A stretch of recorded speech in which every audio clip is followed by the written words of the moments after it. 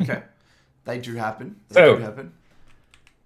yeah, especially frustrating because I was D1 87 LP when I started going on the streak, and now I'm D3.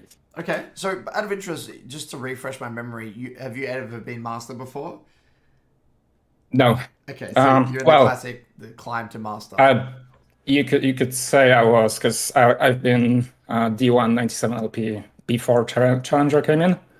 Right. That was season two, season three. Right. So So a long time I, ago. I, I, yeah, a long time ago, but I sort of can feel the difference between a Masters game and a sort of Challengers game. Okay. And So why yeah, this VOD? this What are we game. looking for?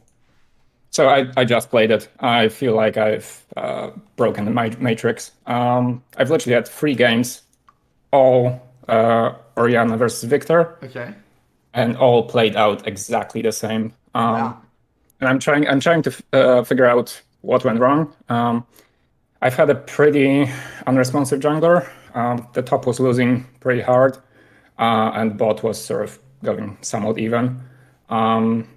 And I'm trying to figure out if there was anything I could have done to Okay. win this. Let's take a look. Now the bad thing is that you have triple AP topside. I mean, it is what it is, though. Yeah, she's going AD. Oh, okay. I don't I don't really like that, but that's what it Um, is. how do you Victor like doesn't to have play this? flash. Wait. Who doesn't have flash? Victor, Oh, okay. That's huge. Okay. we had an early invade. Well, you wouldn't really call that an invade, but he's blown his flash. Okay. So here I want to bounce the wave and basically lock in into a certain depth with MLA. Okay. And So you like to play with for this, shove? uh, depends. With I don't know. With Victor's side, it's hard to tell. You can sort of feel after the first 20 seconds how they'll play their lane and what you can get away with. Um, so this one obviously wasn't really mechanically good. He wasn't dodging skill shots. So he just gave this to me for free, and he was playing Deering as well, so thought I could get away with it. Hmm. I'm Yeah, so surprised you went this, D ring as well. To be honest, I thought you. I think this is a good C-pot matchup, personally. yeah, don't really like it. Okay. Fair enough. I don't have enough practice, and I'm missing too much CS with CPOT. I've played it. It's fine. Just prefer it this way. This was sort of unexpected. Why is this Um, unexpected? I wasn't expecting him from so high up. From what? From topside. Yeah. Well, he did a. This is a pretty stock standard gank, right? He's just done some sort of three camp. He did a bot to top, and then we know he started bot side because bot lane got leashed. I mean, pretty straightforward. I think this is literally as stock standard as it gets. The timing, the location, everything about it.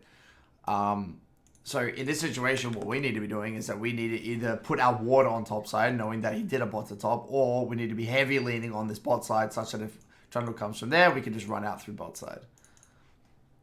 But by the time of the gank, we weren't actually leaning, and then we're sitting in the middle of the lane, therefore we have to blow flash.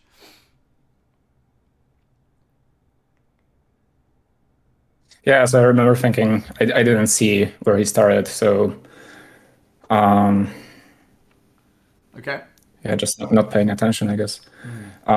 But here, I saw Momo finishing his clear, and I saw that there's no gank top ever, just based on the way stats. So I thought I'll just sack some HP, pull it, and set it up, ping him for a gank, but didn't happen.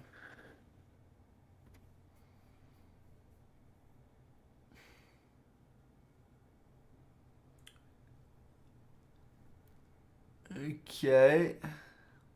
I mean, I don't even like setting up a gank mid. I feel like this is just terrible because number one, you've got no mana. Number two, I mean, Trundle's going to be in bot river and can easily counter gank, and you guys have very little damage. So I think this is a very bad. I mean, I would never ever be pinging for assistance in this situation for a gank ever. Okay. I only ping for assistance when I know 100% it's a kill. Um, that's about it. Otherwise, I don't want to waste my jungler's time. This is just a reset. Get the hell back into lane. Like, this is all a waste of time. Yeah, so here I saw that move coming now. Because we don't ever, I mean, we don't win a 2v2. Okay. So anyway, this is all really not good. So does that make sense why you shouldn't be calling for a gank here?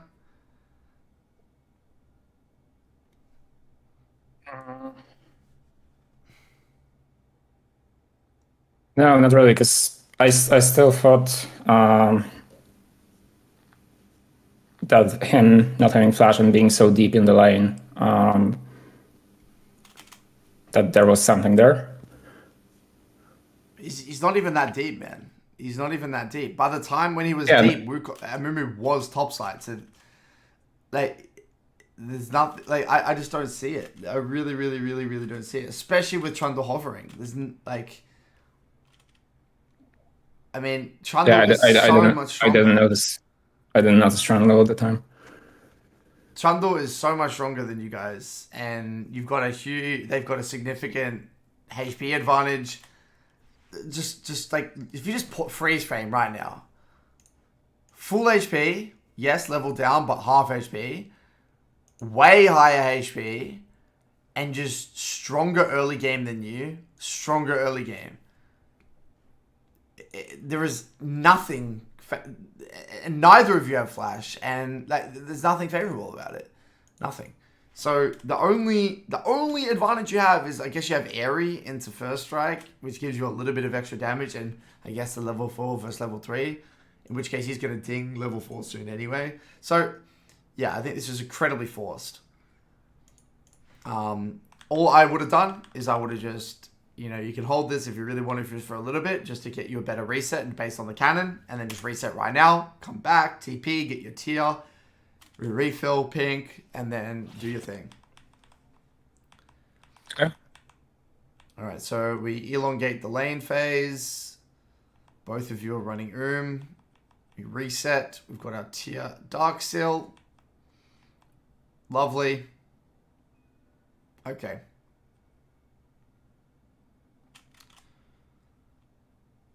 Now, what was your thought process here? What was your mindset here? Uh, Trundle was on the Drake, and I'm almost up, so not much I could have done there. Maybe if bot could just check the Drake. I tried to ping it. Think fresh being there would have been enough to stop Trundle doing that Drake. It doesn't look like he's there. Yeah, they didn't even do it anyway, so that's okay. Bot lane, take a heavy trade and lose a 2v2.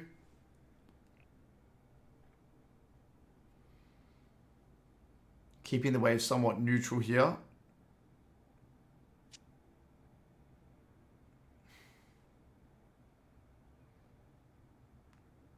Yeah, that's okay. That's expected. They have a Trundle, and their bot had prior, so that's pretty expected. Take a very nice aggressive trade mid. I like the aggressive R usage. Very well done. Very nice. It gives us full lane control. So Trundle's still bots. Trundle's still bot. We're still in the isolated 1v1. We're taking some excellent trades into the Viktor. Beautiful. Well done. Deny a wave. Very nice. Okay. So as you can see, bot lane is doing okay. It seems they're pressuring bot side, although Ezra's 3-0, but they seem to be still doing okay. Top side slowly losing for now, but potentially will turn around later on. You just need to buy time for KO to actually get to our items. Amumu's free farming. Okay. Now, were you comfortable with this game state? You're feeling stressed? You felt like you needed to do something? What was your mindset like at this stage? Or you're okay I with it? was I was being really nervous about the Samamu.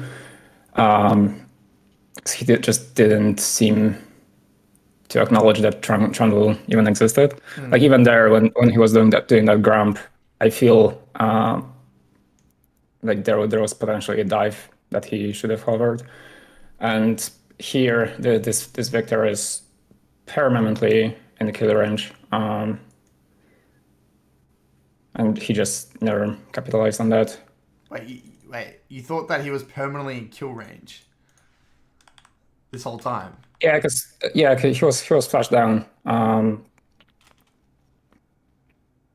mean, but he was like, his flash came up ages ago, though. Yeah, I mean, look, at the end of the day, when it comes to setting up ganks, it's always in the context of what's going on in the game, right? Like, I don't think he was in kill range at all because he didn't have. He still he has flashed this entire time. I remember he had to defend bot side this entire time, so that's fine. And then Viktor resets, so he couldn't come mid here. And then by the time he has to clear his camps, and he has flash. And it's not like we have pink wards or setup or anything like that. I don't really think he's been. I mean, I would say that's an exaggeration to say that he's been permanently in kill range. I don't think he's been in kill threat range at all. I think you've done a really good job of bullying him, but that's about it. I think now is good. I like what you're doing here, though, slightly pulling the wave. Although I don't think this is going to be a kill, but like you should definitely play the flash. This is really, really not good from you. You never flash like this on Orianna. Your flash is sacred, incredibly important, especially into a Trundle. Even if you were to get the kill, it's not worth it. Because he's going to blow flash, you're going to trade flash for flash, and sure you get the kill, but that kill, if you blow flash, you're not going to be able to push your lead afterwards anyway. So all you got to do is walk up QR, and then that's it. Or just kill anyway, because you should be able to get a kill regardless. Remember, just Qs, UQ, whatever, it should be just a free kill. Yeah, you just never ever you never want to use flash like that. Unless they have a massive shutdown. Alright, this is very forced again. Here we go. and here I ping it up because bot is moving. You know, like, yeah, okay, I've got a lot of thoughts, but I'll leave it for now. We'll continue on. Well, even if he wasn't there, I would have chased him for a little bit. So I feel like I'm winning the trade. Okay, bot's doing a really good job. A movement ganks bot. They trade sides of the map, get rifts. Pretty straightforward. Mumu does a great gank here. This should be a kill. Very close. Well done. Nice little kill. Okay, so it's shaping up to be a bit of a split map scenario with your top side being weak and your bot side being strong. Which that's completely fine. That means we can just contest that dragon coming up in a minute. Great opportunity to get some vision down on bot side. In this situation, given bot side's our winning side, dragon's about to come up. It doesn't make sense to ward here. Just walk over here and ward there so you can lean onto this bot side. Does that make sense? Yep. Lovely. And notice how this ward also doesn't give you a side to lean onto. Because it's so shallow and it doesn't protect that. It doesn't protect this. It doesn't protect that. You're too exposed. So if you want to shove up and play aggressively and bully this guy, the only ward that you can do that will allow you to do that is this ward. And that would have obviously worked well with the dragon. But now in this situation, you walk up. We don't have flash because we used it before. It looks like we're probably going to get ran down here. So this is the culmination of poor warding, poor leaning, and, you know, you wasting your flash beforehand. Yeah, makes sense. There, I didn't want to really harass him, but there was a plate on actually 1 HP, so I greeded for that. And that actually cost you your jungler's life and dragon. So that was a game-losing death, that one. That was a really, really game-losing death. I guess that was all from flashing before, right? That's correct. That's all from flash. Well, yep. Or yes, that's one part of it, but also not adapting to the fact that you didn't have flash. Like, if you want to flash aggressively, you do that, but it's going to limit your options to bully your opponent massively. Because, again, you can't push up as far as you want to. Yeah. So now For top's some reason, losing. there. Well, now the game's a lot harder because now the enemy's got 2 dragons. Top lane's getting annihilated, which is completely understandable. But we should have been winning mid to bot there. That should have been our drag. Should have been winning mid jungle. Should be winning bot side. That should be our river. Now the game state's very different. Okay, beautiful. We do a great job getting the flash. Well done. Now same thing. We just want to ward that bot side so we can lean on that bot side. And continue to bully to the best of our ability.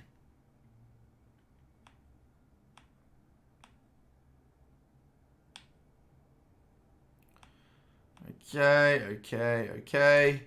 This lane will start to get harder for you, though. Once Viktor starts to get a few points in E, it does get quite tricky.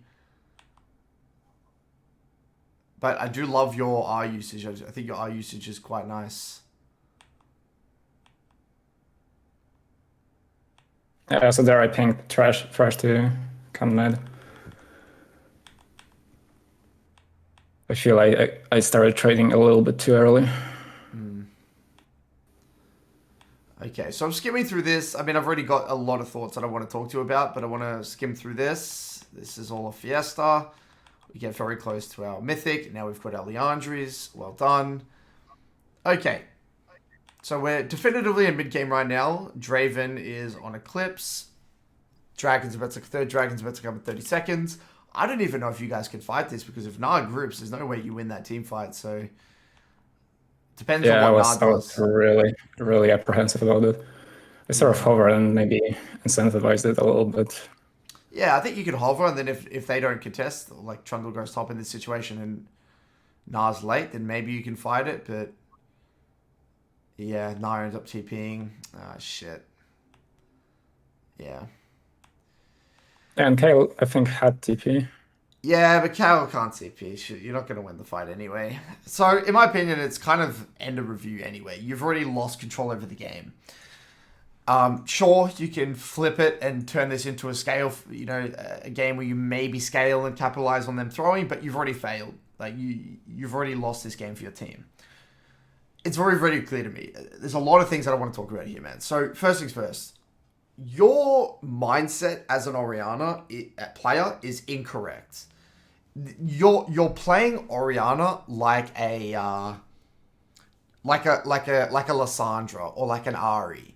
You're playing Orianna as if you're this champ that has to kill. Ganks, kill your opponent, like you gotta kill, you gotta set up ganks, like you're obsessed about killing. And, to a certain degree, we all need to have that, but you're taking it to an extreme. I want to kind of take it back to Orianna fundamentals and about the mindset that you need to adopt when you're winning games with Orianna or Viktor. This matchup is all about small wins. It's all about taking as good quality trades as you possibly can while not dying to ganks, while not blowing flash, while getting, and then ideally turning that into CS leads, turning it into good quality wards and vision, getting vision on the enemy jungler for the rest of your team, and being an independent pressure bot that doesn't require anyone else's help. That's the goal. My goal when I play Ori is I don't want my jungler to come mid. Most of the time, unless this guy's extremely free kill, I'm just doing what is good for me. I don't want my jungler to come in. I want my jungler to help other lanes, because I know that if I win this lane by myself, which I can, it's a bonus if we have another winning side. But what happened this game, if we actually watch it play out, well, first things first, I disagree with your setup. You played very, very fast, even though you had Dorans. So I don't think you played in accordance to your setup. You didn't jungle track first clear, which means that you blew flash, which is really, really not good. Then you proceed to spam ping for ganks here, when you've got, like, if you actually look at this, and we're pinging for ganks, with no flash, and with a Trundle on the enemy team, it's completely the opposite mentality you have to have. For me, I'm just resetting, coming back, getting TR, getting tempo, then holding the wave, forcing the TP out of the Viktor, and then trying to get lane control, get my ward out, slow build, harass, do my thing. I don't need anyone else's help. I don't want anyone else's help. I want to shit on this guy by myself and let Amumu do his thing and let him influence the sides that need genuine help. And then what we saw over and over again is that because you're spam pinging here, you bait in the Amumu, force him to take a 2v2 that you don't even win, you blow his flash. Then if we fast forward past this, you end up taking some good trades and you salvage it, which is great. And this is the thing. There was some sporadic great stuff. The R usage was great. Your Q accuracy seemed pretty good. You seem to kind of out micro this guy a little bit. You end up taking some okay trades. You end up, I think, blowing flash here. But then you blow your own flash. Now, the reason this flash is so big for yourself is, remember, this all ties in together. Playing Orianna is like a dance. All of the components tie in together. The flash allows you to push up and bully your opponent without being as scared and be in kill threat range. The warding and leaning allows you to do the same thing. So if we want to dominate our opponent, we need a few things. We need the wards, we need the leaning, we need the flash, and then we do our thing. That's going to create pressure. It's going to give us river control. It's going to allow us to give information to the rest of the team on the whereabouts of the enemy jungler. And it's going to allow your Amumu to set up counter ganks very easily. But then when we blow flash, even if we were to get this kill, you can't actually push your lead that effectively because you're just going to die to Trundle. It's not in accordance to small wins mindset. Then you overforce another thing. He's leaning on the correct side. You don't have ult. You don't have any gank set up. You don't have flash. Trundle easily could have been there, but wasn't. So you waste Amumu's time again. And then past this point, I think you end up getting a great another kill onto the Viktor. And now this was the pivotal moment of the game. Dragon's about to come up. Your junglers come off the respawn. Your bot lane's actually taking great trades in the 2v2. All we had to do was ward, lean, harass, stack dragons, play mid to bot, play around our Mumu and Draven, continue to scale, and do your thing. This death was the nail in the coffin because it lost river control, funnels into them giving dragon. Now they're going to be able to push the pace of the game too much, and you're not going to be able to buy time for KO to scale. It's end of review. So I can tell why you're in this mindset as well, by the way. I can tell you've been beaten down by solo queue.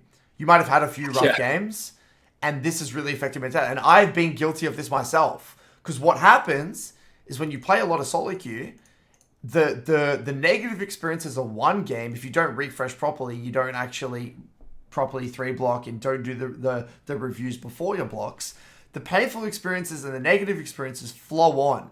So it's kind of like mental baggage. It builds up, it builds up, it builds up. It's like a fucking mountain of negativity. And then what happens, you become so delusional about what's happening in your games, you actually lose track of the fundamentals. This has happened to me so many times, it's not even funny. And I can hear it in your tone. I can hear it in the way you're perceiving your champ's identity. I can hear it in I can see it in your gameplay, the lack of jungle tracking, the lack of warding, leaning. It's just fundamentals. All your fundamentals have gone to shit. So so all you need to do now, right, with where you're at, is two things I would recommend. We need to go back. We need to do a quick refresh. Step away from the computer, log off, come back on a new day. Then what I want you to do is that I want you temporarily try a different process. I want you to try the review before blocks. This is the amazing way to get clarity and see what the fuck is going on.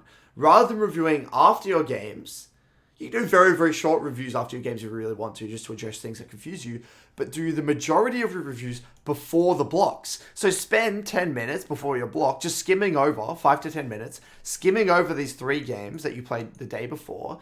And when you look at it, you're like, fuck, it's actually very obvious what I'm doing. It's very obvious what's going wrong. And you'll be able to see with more clarity, objectively, what's happening. This in combination with going back to basic first 8-minute fundamentals.